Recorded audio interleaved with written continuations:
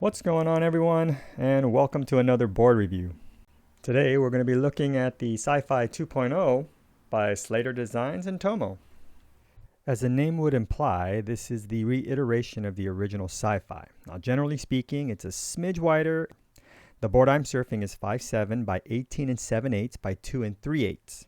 Now, if you compared that to the OG SciFi at the same height, it comes in at 18 3/4 by 2 5/16 and is 26.2 liters. What that basically tells us is that this version is going to be a better groveler. The original was optimal for 3 to 6, and the new version is optimal from 2 to 6. Now, there's a few places where I've actually read and saw reviews where they talked about the wide point being front from center. However, if you look at the Firewire website, it doesn't seem to indicate that. Now, what makes this board the SciFi is the unique tail and contour. When you look at this picture, you can actually see how the water is influenced by the contour and the tail shape. So before we begin, let me start by saying I am 5'8", and I weigh normally 145 pounds. However, at the moment, I'm about 135 to 138. I bought this board to try to size at 145 to 148, but I found it to be a tad too buoyant for me at my current weight.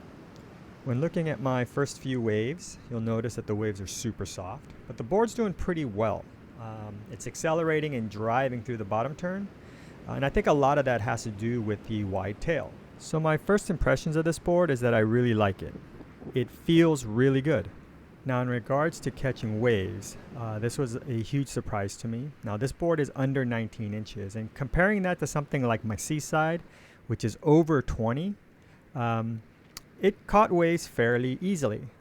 In none of these videos do you see me really struggling to catch waves, so that was actually just kind of threw me off. Maybe because I'm right now 10 pounds underweight.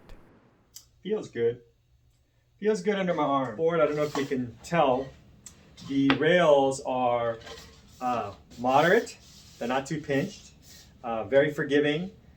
I would say they're easy rails, but just enough pinch to where I felt like I was getting some performance. I have some videos where the waves are a little bit steeper, hollower, and I'm getting inside the barrels, and it's holding very nicely, not too thick. One thing, if I compared it to my old Spitfire or Dominator, when I got in a barrel, even though it was only 1 inch longer, the 5.8 Dominator, maybe because of the width, it always want to ride up and climb the face, and so didn't make too many barrels on that.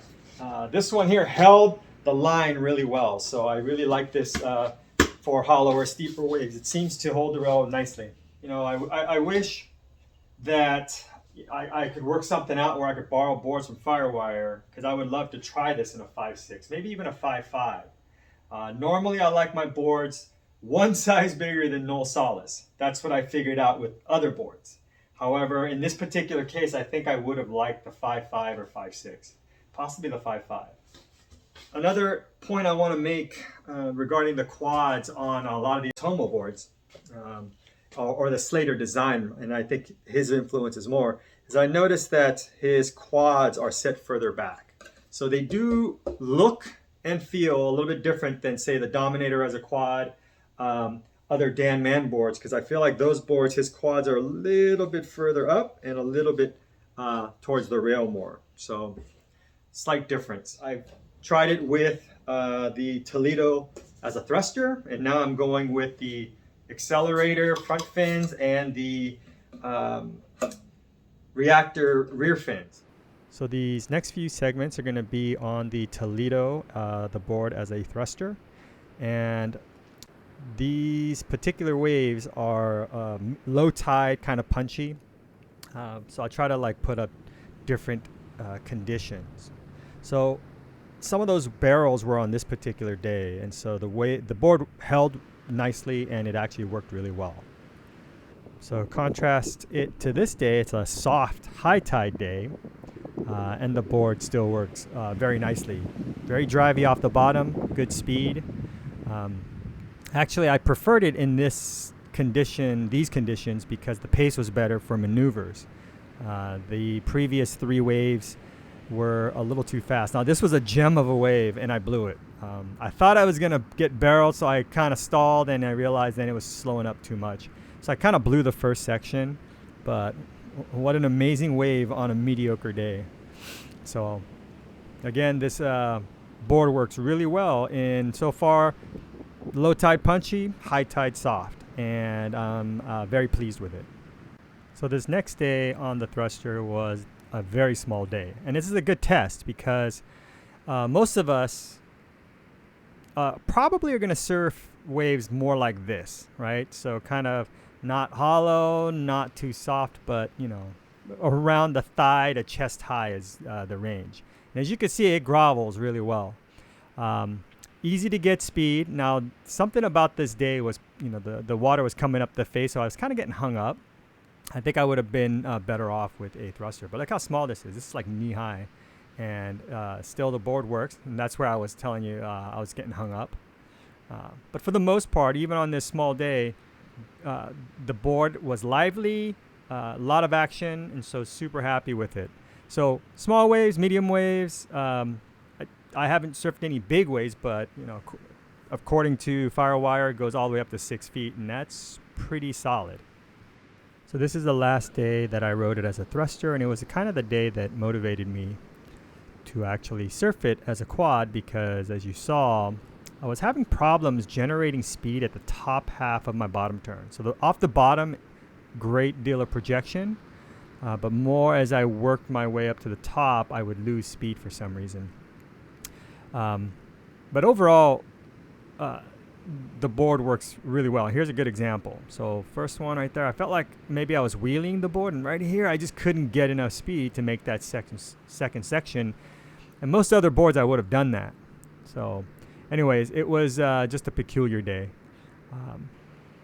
Now here I do a little 360, and that was a weird one because the board was completely underwater. And my windshield wiper, backside off the lip, and then a small tiny ender. But again, board works, pivots really well. So now here's the only day I rode it as a quad, and I just felt like the board lit up at this point. It was so much faster down the line, and I didn't have that issue with my board kind of slowing up at the top half of my bottom turn. So I could stall, still had enough projection to get a nice turn. This here I kind of slowed up because I didn't want to hit anybody.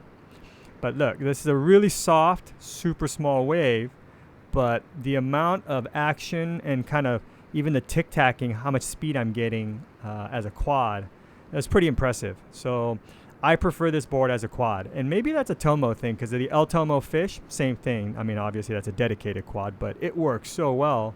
And this board kind of felt very similar once I switched fins. So super happy. Overall, guys, I got to say, this is a great board. I've already shown you that it works in small waves. So I think for our conditions and the average surfer, you know, depending on how big you buy it. Now, obviously, you don't want to go too big because then you're going to take the agility out of the board. But you want to get something probably in your grovel leader range if you were surfing waves like mine. So there you have it, guys. That's it for the SciFi 2.0. Overall, I think it's a fantastic board. Almost a single board quiver. I mean, if I didn't have all these different boards, I might settle on something like that or the old Tomo fish. I think both those boards, Tomo's just got some skills. Really like the boards. You could tell that they're very similar with some subtle differences. They both have wide tails, so they're great at groveling. Now, one thing I do want to mention, I was just watching Noel Solis's video a few weeks back. And one of the things he mentioned was that he felt that the SciFi 1 was a better groveler, the SciFi 2 was a better performer. Now, oddly, I find it completely opposite. I think if I look at the dimensions, and I haven't surfed the SciFi 1, so obviously I think he's the better expert at that. But if I look at the SciFi 1 dimensions and the specs, I think the SciFi 2 is the groveler, the better groveler. But the difference could be that I'm measuring it and comparing them by height, like I compare 257s. Whereas I think Noel might be comparing them by volume because he tends to always want to surf it at his perfect leader range, which is I think 25. So anyways, that could be the difference. So I didn't want you to watch my video having memory of his video and then think, wow, Tom's saying exactly the opposite. I think there's reasons why we are saying the opposite, okay? But again, fantastic board. All right. Do me a favor, like, subscribe, comment below. It really helps out the algorithm. I really appreciate you guys watching it. I meant to keep this video at 7 minutes, but I blew it. It's a little over 10. So till next time, hopefully it'll be the mashup.